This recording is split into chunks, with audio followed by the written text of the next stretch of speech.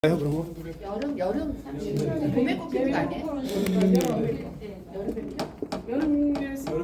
그러니까 시간은 여름 장날 파장 무렵이죠. 여름 장날 파장. 이 파장 무렵에 이제 이게 시간적 배경이 되는 거고요. 그러니까 이게 이제 밤이죠, 밤. 맞나요? 다 읽어보셨다는 전제로 설명드립니다. 공간적 배경이 바로 봉평장터예요. 봉평장터. 이 봉평에 가면 이 메밀꽃 필 무렵이 있어요. 그 장소가 물레방앗간도 있고 봉평 장터라고 써놨네. 장터예요. 장터고 그래서 이 봉평에서 대화로 가는 그 공간이 몇냐면 70리. 70리입니다. 70리. 보통 10리가 4km인 아시죠? 네. 10리가 4km거든요. 그래서 70리 4, 7에 28. 그렇죠? 28km. 보통 이제 빠른 걸음으로 1시간이 4km 가는 거 아세요? 네. 빠른 걸음으로. 그래서 군대에 있을 때 막 행군하면 1시간에 한 4km. 이게 좀 늦은 걸음은 4km 못 걸어요. 빠른 걸음은 4km인데. 그래서 이 작품은 몇 년에 쓰여진 작품이냐면 1936년에. 그러니까 1936년이니까 이게 일제시대죠. 그래서 이 비평가들이 자 보세요. 비평가들 여러분이 이제 비평가라면 이 작품을 어떻게 비평을 할 수 있을까요? 여러분이 비평가라면 이 작품을 어떻게 비평할 수 있을까요? 비평 못하겠어요? 이게 지금 1910년에서 1945년 일제 치하잖아요. 일제 치하면 막 이육사 이런 사람처럼 막 저항적으로 시를 써야잖아요. 그러지 않겠어요? 근데 이 사람은 뭐 하고 있어요? 개인의 삶을 뭐 개인의 삶을 살고 있잖아요. 그래서 이걸 뭐라고 하냐면 현실을 비켜선 서정이라고 해요. 좀 유식한 말. 그러니까 현실은 일제 치하인데 이 사람은 남녀의 사랑 이야기를 하고 있어요. 그래 안 그래요? 맞죠? 그래서 이렇게 이제 이야기를 합니다. 그러니까 현실을 비켜선 서정이라고 하는 것이 좀 좋게 말하면 이것도 저항일 수 있어. 우리는 일제 침략되기 전에 그런 현실 속을 살고 싶다라는 의미도 되면 저항이 될 거 아닙니까? 그런 의미도 있는데 어쨌든 이 비평가들이 평가가 그래요. 현실을 비켜선 서정이다라고 이야기를 합니다. 뭐 이 작품은 뭐 크게 어려운 내용은 별로 없고요. 이제 충주집과 성서방네 처녀 맞죠? 뭐 이런 사람들도 나오고 이제 특히 이제 나귀가 나오는데 나귀가 이 허생원의 형상화를 상당히 강화시켜요. 나귀가 계속 나오죠? 네. 뭐 읽어보시면 알겠지. 이 허생원의 형상화를 강화시키고요. 그래서 이 서정소설이라고 하는데 이 작품을 이제 뭐라고 하냐면 우리가 시적 제가 전에 한번 설명드린 것 같은데 기억나요? 시적 수필의 경지를 된다. 시적 수필의 경지 한번 써보실래요? 시적 수필. 그러니까 이게 이제 그 소설이긴 소설인데 시 같다는 거예요. 그거는 뒤에 가서 제가 또 설명을 드리겠습니다. 자, 그럼 여러분 이제 읽어보셨는지 한번 보겠습니다. 문제를 한 제가 5개를 한번 내볼게요. 첫 번째 문제는 이 허생원이 봉평의 장에서 버려놓고 파는 거. 허생원이 이 봉평장에서 뭘 팔죠? 그리고 옷감이죠, 옷감. 드팀전이라고 해서 이제 피륙이에요. 그러니까 옷감 종류입니다. 옷감이고. 그다음 두 번째는 허생원은 누구에 대한 마음 때문에 동의와 충돌하게 되는 거. 충주집이죠, 충주집. 맞죠? 충주집에 대한 마음 때문에 나중에 이제 동의에 충돌해요. 그다음에 세 번째는 허생원과 반평생을 동고동락한 짐승. 그렇죠, 당나귀죠. 그럼 네 번째는 허생원과 함께 대화를 향해 밤길을 함께 걷는 인물. 2명 있죠. 동의하고 또 그렇죠, 조선다. 이 조선다라고 동의가 이제 밤길을 함께 걷는 인물로 나옵니다. 마지막 5번째는 이건 쉬운 문제죠. 허생원과 동의의 특별한 관계를 암시해주는 유전적 특징. 그렇죠, 왼손잡이입니다. 왼손잡이. 그래서 이제 그렇게 이야기는 진행이 되고요. 뭐 메밀꽃 필 무렵은 이제 처음에 그 작품 책 가져오신 분은 알겠지만 제일 일단락이 여름장이라는 애시당초 글러서 해는 중천에 있건만 이렇게 시작되죠. 여름장이 나와요. 그리고 이제 뭐 등줄기를 볶는다 뭐 이렇게 지금 날씨가 그러잖아요. 등줄기를 훅훅 볶잖아요. 정말 뭐 그 가마솥도이라고 하잖아요. 뭐 이제 그런 식으로 쭉 이야기가 나오고 뭐 여러분 다 읽었기 때문에 제가 뭐 작품을 뭐 읽는 거라기보다는 중요한 이야기를 좀 하면서 가겠습니다. 이 작품은 일단 이 작품은 읽어보시니까 어때? 이게 느린 것 같아요? 속도가 빠른 것 같아요? 느리다고요? 빠르죠. 빠르고 간결한 뒤화체 형식이에요. 하룻밤에 일어난 일이잖아. 이게 되게 빠르다니까요. 이게 이제 만연체는 막 들이빼잖아요. 그래서 이게 속도감이 부여가 돼. 이 작품을 이게 지루하진 않죠. 쭉 읽어가잖아요. 이 속도감을 부여하는 거. 그러니까 이 글 자체가 되게 빨라요. 어쩌고저쩌고 해서 뭐 누구를 만나고 순식간에 동의가 뭐 내 왼손잡이가니까 뭐 아들이 아닌가 뭐 이런 게 계속 이 작품이 느려 빼질 않아. 느려 빼지 않는다는 게 이제 상당히 중요하고요. 이제 허생원이 그래서 이제 점점 이 동의에게 마음이 기울어지고 이 작품은 또 뭐에 집중하냐면 써놓으세요. 허생원의 내면에 집중할까요? 외면에 집중할까요? 내면에 집중해요. 이게 또 중요합니다. 허생원의 내면에 집중한다. 내면에 집중한다는 거 꼭 알아두시면 좋겠고요. 그 다음에 이제 그 뭡니까? 당나귀의 행동으로 대신 표현된 허생원의 욕망이 있어요. 그게 이제 어디 나오냐면, 이게 어디라고 설명을 해야 되나? 그 쭉 읽다 보면 이게 책이 달라가지고, 우리들 장난이 아니유, 앞놈을 보고 저 혼자 발광이지, 뭐 이런 대사가 있는데, 찾았어요? 네네. 세 번 읽어보셨겠으니까. 근데 여기서 재밌는 게 뭐냐면, 여러분 장난 있죠, 장난. 네. 이게 한자에서 온 거인지 아세요? 장난이, 여러분 이게 작난이, 그래서 이렇게 상식을 알아야 돼. 작란에서 나왔어요. 몰랐죠? 장난, 달나라의 장난 뭐 이러잖아. 장난치지 마. 이게 한자라니까요. 작란이라고. 어지러움을 짓는다. 이게 어지러울 난자에 지을 근데 장난하다 보면 장난이 돼야 안 돼요. 되죠? 한자에서 나온 거예요. 그래서 여기도 보면 그 우리들 장난이 아니오라고 나오죠. 네. 그게 장난이 이거. 장난이라고. 장난. 그래서 이 앞놈을 보고 혼자 발광이지 이게 거기다 앞놈을 보고 혼자 발광이지 있잖아요. 그게 뭐냐면 당나귀의 행동으로 대신 표현된 허생원의 욕망 이렇게 써주세요. 당나귀의 행동으로 대신 표현된 허생원의 욕망. 어렵지 않죠? 그런 것이고. 그 다음에 이 작품을 보면 이제 재밌는 게 X자가 중간에 막 나오죠. 그러면 X자가 뭐 같아요? 중간에 이렇게 X 나오지 않아요? 작품이 이렇게, 그 X가 뭐예요 도대체? X? 이게, 장면 혹은 화제 전환이에요. 화제 전환. 장면 전환도 되고, 화제 전환도 돼요. 장면 혹은 화제 전환인데요. 그래서 이제 이 허생원의 이 X자 써진 거 있잖아요. 책 보다 보면. 이게 이제 허생원의 과거 정보를 제시하는 거예요. 자, 허생원이 뭘 제시한다고요? 과거 정보.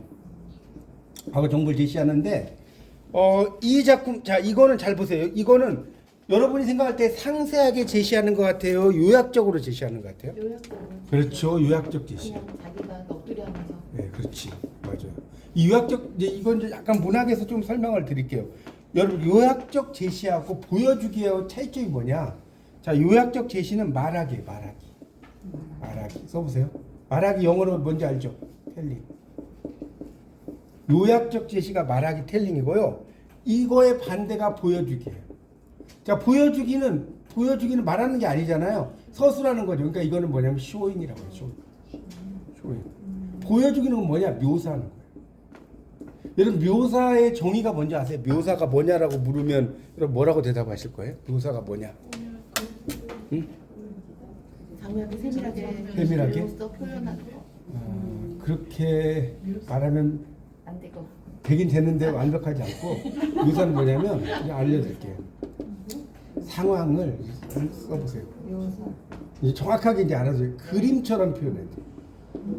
그림처럼. 네, 그게 묘사예요.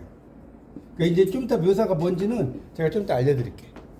그러니까 묘사는 상황을 그림처럼 표현하는 걸 묘사라고 하니까. 그러니까 이런 걸 잘 써야지 글을 쓰겠네. 네, 그렇죠. 글을 쓸 때는 그런 묘사를 잘해야 돼요. 그래가지고 뭐 이제 작품 제가 이걸 작품을 다 읽지는 않겠습니다. 여러분 이거 여기서 책 읽는 시간 아니니까 중요한 포인트가 뭐냐면 여러분이 이게 왜 시적 수필의 경지냐 그걸 좀 설명을 드릴게요. 이게 아까 제가 시적 수필의 경지라고 그랬죠. 그래서 뭐 작품을 다 읽었으니까 어떤 애 나오냐면 허생원이 이제 막 이야기를 막 꺼내려고 해. 그러다가 달밤에는 그런 이야기가 격에 맞거든. 뭐 이런 부분이 있을 텐데.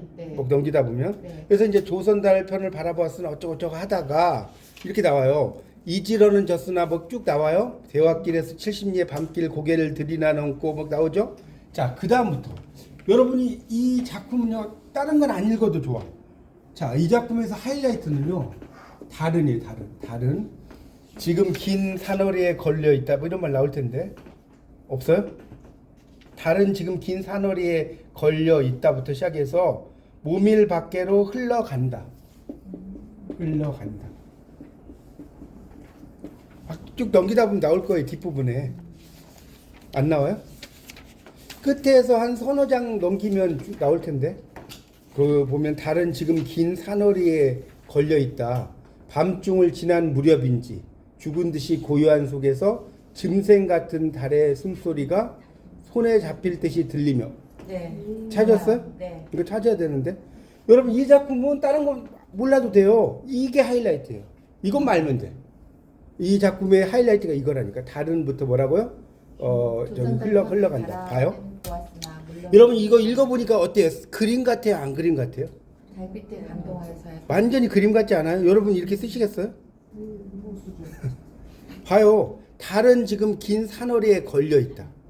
표현 멋지죠? 밤중을 지난 무렵인지 죽은 듯이 고요한 속 여기 짐승 이거 좀 설명. 여러분 짐승이 뭔지 아세요? 짐승. 이게 짐승이에요. 짐승. 옛날에 봐요. 중생 있죠. 중생이 이 되게 재밌어요. 국문하고 보면 이 중생이 두 가지의 뜻이 있었는데 하나는 뭐냐면 중생하고 짐승이라는 게 있었어요. 짐승 알겠죠? 짐승. 네, 이게 중생이 짐승으로 변한 거예요. 요게 다시 짐승으로 바뀌었어. 근데 이제 요즘은 중생이라고 하면 짐승이라는 뜻이 있어 없어요? 요즘. 없어요. 불가에 가면 중생들이 어쩌고 저쩌고 이런 말 하지 않나요? 네. 절에 가보세요. 맨날 중생 이야기 나오지. 그러니까 이제 보통 일반 그 불도를 뭐 일반적인 사람들을 중생이라고 하잖아요. 불가에 막 이렇게 빠지지 않는 일반 사람을. 하여튼 이 짐승 같은 달의 숨소리가 손에 잡힐 듯이 들리며. 여러분 봐요. 달의 숨소리가 손에 잡힐 듯이 들린다니까 청각이죠. 청각이죠. 그 다음에 또 하나는 봐요. 지금 이게 또 재밌는 게 고요함 속에서 숨소리가 손에 잡힐 듯이는 촉각이죠. 잘 봐요. 손에 잡힐 듯이는 촉각이라고. 네. 그다음 들리는 건 청각이고. 네. 그러니까 이런 걸 우리가 뭐라고 하냐면 익숙한 말로 공감각이라고. 두 개 이상의 감각을 갖다 놨어요.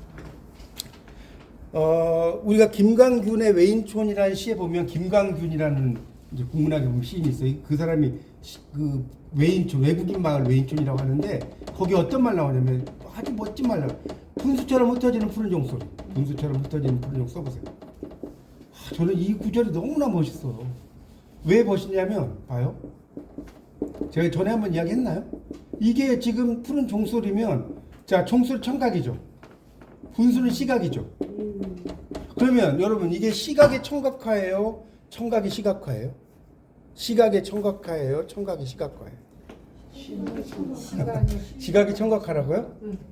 아니죠. 아니 포인트가 여러분 생각해봐요. 포인트가 종소리가 들려요? 보여요? 들려요. 들리잖아. 청각이잖아. 청각을 분수처럼이라고 써놨잖아. 청각의 시각화지. 말이 어렵나요? 종소리는 들리는 거잖아요. 네. 들리는 청각을 분수처럼 흩어진다고 썼잖아요. 청각의 시각화. 그래서 이런 걸 공감각이라고 하는 거예요. 공감각이란 뭐 공에 대한 감각이 아니라 두 개 이상의 감각을 합해놨다. 그걸 공감각이라고 하는 거예요. 어렵지 않죠? 함께 공자. 감각을 안 써도 되겠죠? 함께 있다는 거죠. 자, 그 다음 또 읽어볼게요. 산허리는 온통 메밀밭이어서 피기 시작한 꽃이 소금을 뿌린 듯, 보세요. 피기 시작한 꽃이 소금을 뿌린 듯 하대. 이거 지금 메밀꽃 가보면 이렇게 나오잖아요. 이런 표현 얼마나 멋있어요. 흐뭇한, 요즘 말로 흐뭇하다는 말 들어봤죠? 네. 흐뭇한 달빛에 숨이 막혀 하얗다. 자, 그럼 좀 더 읽어볼까요? 그래서 붉은 대궁이 향기같이 애잔하고 나귀들의 발걸음도 어쩌고 나오죠? 뭐 어쩌고 나와요? 여러분 도대체 그럼 제가 이제 여러분에게 여쭤볼게요. 도대체 이걸 왜, 이거를 이호석이 왜 막 장하게 묘사를 했을까요? 자, 여러분 대답해 보세요. 저기 뭐야? 허생원의 아름다운 그 허생원의 첫사랑을 생각하던 마음에 그 아름다움을 표현하기 위해서 배경을 비슷하게 이야기했어요. 이게 이제 서정적 순간이라고 하고 좀 더 이제 학문적으로 이야기할게요. 이게 이제 하빌의 순간. 여기 뭐 미성적 쓰지. 이게 이제 하빌의 순간이고 이 사랑의 순간을 이야기한 거예요. 사랑의 순간을. 이해가십니까? 지금 허생원과 이제 성서방네 처녀와의 이제 물레방앗간에서의 사랑을 이야기하는 순간. 네, 이야기인데 그걸 이렇게 표현한 거라니까. 되게 수준 높게 표현하지 않았어요? 네, 아름다워요. 되게 수준 높게 표현한 겁니다. 그러니까 지금 뭐 달이 산허리에 걸려 있다 이게 다른 여성을 상징하잖아요. 여러분 그 아들 딸 할 때 제가 이야기했는지 모르겠는데 아들과 딸이 뭐가 다르냐면 이게 그래서 여러분이 이 문학을 할 줄 알아야 한다요. 아들과 딸이 뭔 차이가 있냐면 자 딸은 달이에요 달. 이거 진짜로 어원적으로. 달은 여성은 이제 한 사람씩 마법에 빠지잖아요. 달거리 뭐 이렇게 되고. 근데 아들은 왜 아들이냐면 안달이 안달. 이 달을 안 한다 이거예요. 달거리를 안 한다. 그래서 안달이 달이 됐다가 요게 다시 아들로 바뀌고. 이거 진짜예요 진짜. 제가 지어낸 게 아니에요. 제가 속고만 하셨어. 달이 아들이 된 거 진짜. 재밌지 않나요? 자부심을 가지세요. 여러분 다 달이에요 달. 그러니까 달과 아들이에요. 그러니까 달이 계속 이야기가 되는 이유는 뭐냐? 여성을 상징하는. 그러니까 여러분 작품을 읽을 때 이런 걸 볼 줄 알아야 한다니까요, 여러분이. 그냥 막 이거 되게 서정적으로 뭘 묘사했네 이게 아니에요. 그걸 되게 좀 고차원적으로 이야기한 거지. 우리 통속 소설처럼 쓴 게 아니라. 이해가시죠? 그렇게 이해하시면 됩니다. 그래서 이 작품에서는 이제 그런 사랑, 근데 하룻밤에 이제 그렇게 사랑을 했는데 희한하게 또 이 소설 같은 거 봐봐요. 꼭 아이가 생기죠. 아이가 생겨. 그렇게 돼서 이제 이야기가 쭉 되고, 그래서 이제 이 작품을 또 보면 이제 뭐 어떤 말줄임표가 되게 많이 나오죠. 예를 들면 뭐 이런 게 나오죠. 한 집안 일이니 딸에겐 걱정이 없을 리 있겠나. 좋은 데만 있으면 시집도 보내련만 시집은 죽어도 싫다지. 점점점점. 이런 거 있지 않나요? 네. 읽다 보면 왜 그럼 점점점점을 썼느냐? 이게 중요해. 점점점점 이게 왜 썼어요? 이걸 왜 썼을 것 같아? 이게 이제 이걸 말줄임표라고 하는 거야. 네? 왜 썼어? 그냥 할 일 없어서? 이게 바로 이 사랑의 순간. 그러니까 이 지금 서방네 처녀가 지금 그 사랑을 했잖아요. 지금 물레방앗간에서 사랑을 했는데 그 사람에 대한 어떤 감정을 잊지를 못하는 거예요. 잊지 못하는 것을 이렇게 점점점 말줄임표, 공란 이런 걸로 다 비워놓은 겁니다. 그런 표현 자체를. 그러니까 이런 게 다 작가의 의도가 있는 거예요. 여러분이 그냥 읽는 거하고 이제 그런 게 좀 다르고요. 그 다음에 이제 또 하나 이 부자 관계를 암시하는 게 왼손잡이도 있지만 또 하나는 뭐냐?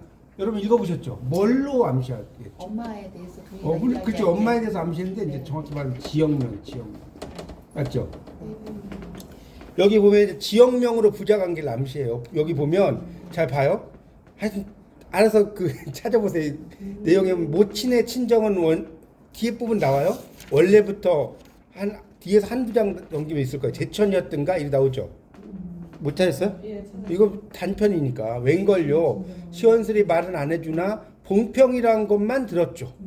나오잖아요. 봉평이란 것만. 지금 봉평에서 지금 하룻밤 사랑을 한 거 아닙니까? 봉평 나오잖아요. 봉평 그래 그 애비성은 무엇인고 알 수 있나요? 도무지 듣지를 못했으니까요. 그렇겠지 하고 중얼거리며 흐려지는 눈을 어쩌고저쩌고 했다. 뭐 이렇게 나오잖아요. 그게 이제 그런 이야기를 써놓은. 그러니까 이게 또 재밌는 것은 이 아들과의 이제 만남. 근데 아들과의 만남이 솔직히 이 작품을 읽어보면 우연히 그냥 만나잖아요. 뭐 어떤 계기가 있어서 만나지는 않는데 그렇게 막 대화를 통해서 막 서로 뭔가 연결고리를 만들잖아요. 그럼으로써 이 작가가 뭐 하려고 하느냐? 뭐 하려고? 유식한 말로 개연성을 획득하는 거예요. 그 말인지 아시겠어요? 그냥 동의가 있어. 너 밥 먹었어라든가 이런 식으로만 이야기하면 연결고리가 없잖아요. 자, 그럼 개연성이 여러분 뭘까요? 개연성이 뭐냐고 물으신다면 뭐라고 대답하는 거예요? 뭐라고요? 자, 이거는 뭐냐면 개연성을 써놓은 있을 법한 일. 이걸 개연성. 영어로는 뭐라고 하냐면 probability. 개연성. 꼭 알아서 이게 이제 용어들이 이제 여러분이 문학 뭐 국문학과를 여러분이 안 다니시더라도 이런 정도는 어디 가서 개연성이 뭐야? 나 국문학을 안 해서 잘 몰라 이러면 안 된다고.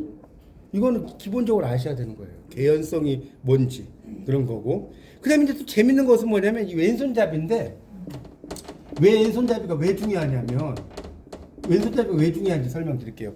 자, 이 소설의 시작부와 마지막에 배치했죠. 여러분 작품 읽어보셨죠? 네. 왼손잡이가 앞부분에 또 나오죠. 네. 왼손잡이가 나오고 뒷부분에도 나와요. 자, 이런 걸 이제 우리가 뭐라고 하냐면 이제 시에서 나온 것처럼 수미 상관 구조라고 해요. 머리와 꼬리가 또 연결돼 있다. 여러분 김소월의 진달래꽃 보세요. 나보기가 역겨워 가실 때는 말없이 고이 보내 드리우리다 있죠. 마지막에 어떻게 돼? 마지막에 어떻게 되냐? 나보기가 역겨워 가실 때는 죽어도 아니 눈물 흘리우리다 아닙니까? 그러면 연결 비슷해요? 안 비슷해요? 내용이? 안 비슷하다고요? 나보기가 역겨워 가실 때는 똑같잖아요. 뭔 하리다 똑같잖아요. 그런 걸 이제 수미상관 구조라고 하는 거예요. 그러니까 처음하고 끝이 똑같은 걸 수미상관이라는 게 아니라 어느 정도 비슷한 그 기본 틀이 그걸 수미상관 구조를 많이 배우시네. 그걸 수미상관 구조라고 하는 거예요. 내용이 아니라 그렇죠. 내용이 똑같은 게 아니라 나보기가 역겨워 가실 때는 똑같잖아. 그렇죠? 그리고 뭔 하리다 똑같죠. 그렇게 되는 거라고요. 그래서 부자관계임을 자연스럽게 암시한다는 겁니다. 그리고 이제 또 하나 여러분이 꼭 알아두실 게 뭐냐면 이제 아주 중요한 여기 책에는 안 나오는데 자 이호석은 여러분 잘 보세요. 이호석을 무슨 작가라고 하느냐? 이호석을 무슨 작가라고 그래? 서정 작가? 이걸 꼭 알아야 돼. 동반 작가라고. 동반 작가. 동반자 작가라고 쓸게요. 동반자 작가. 그럼 여러분 동반자 작가라는 게 뭔 뜻인지 아세요?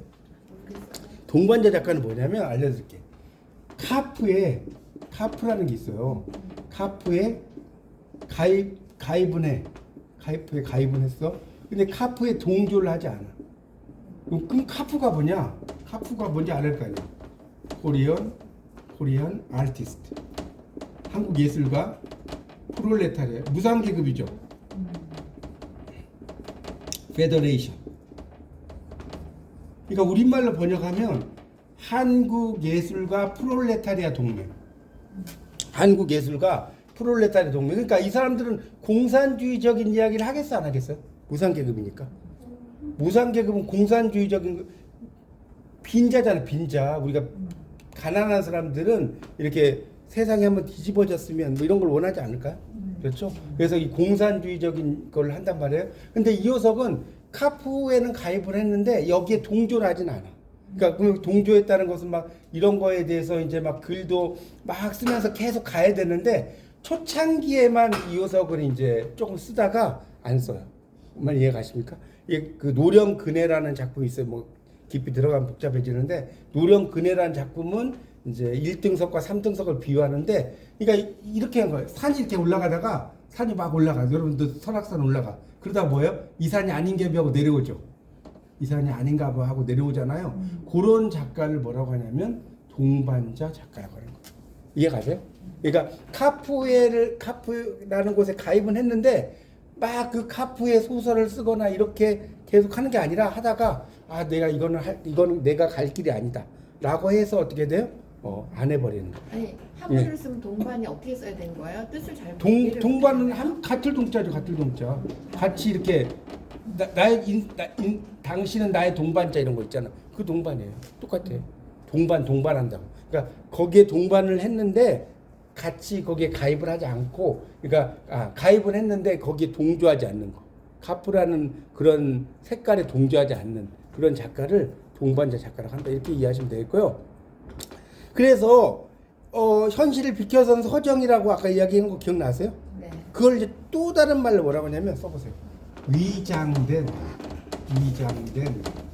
순응주의라고 해요. 좀 말이 어려운데 위장된 순응주의란 말이 뭐냐면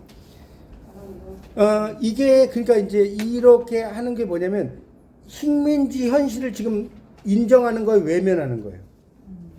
아 여러분 생각해 보세요. 1910년대 45년 되면 일제 치하에 안중근 의사는 막 하얼빈에 가가지고 막 사람 그렇죠?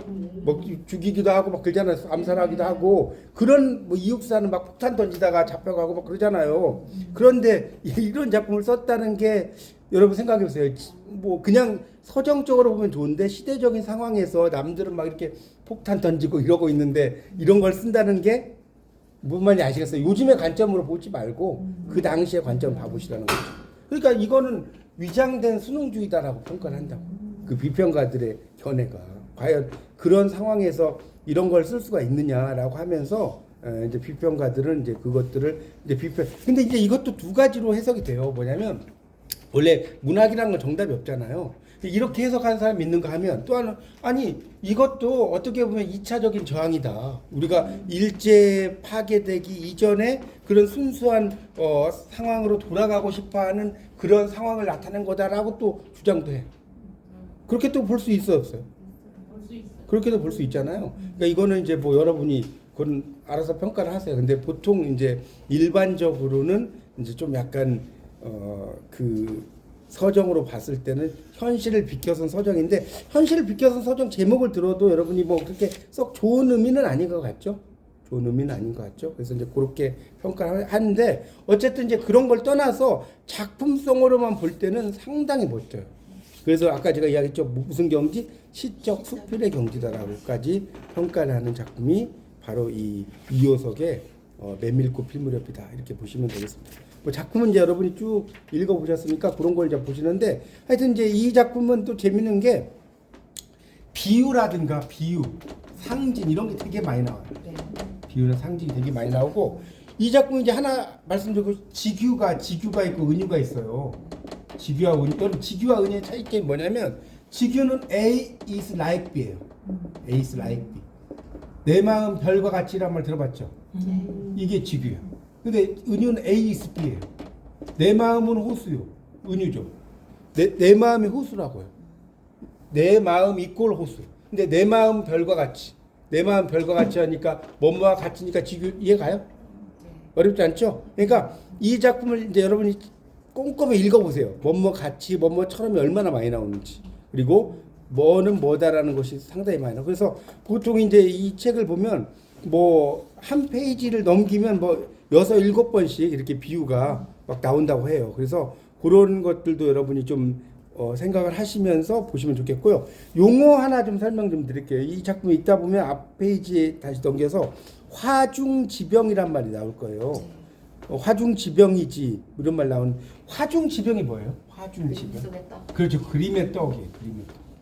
화가 그림 한자고 가운데 중자고 지는 뭐뭐의 떡동자인데 이 화중지병을 영어로 뭐라고 하냐 알려드릴게요. 영어로 뭐라고 하냐면 pie in the sky. 하늘에 있는 초코파이. 영어로 읽었어요. 영어가 더 멋있죠. 여러분 하늘에 초코파이 있으면 먹을 수 있어? 네? 하늘이 아니라 2m 위에 있어도 못 먹지.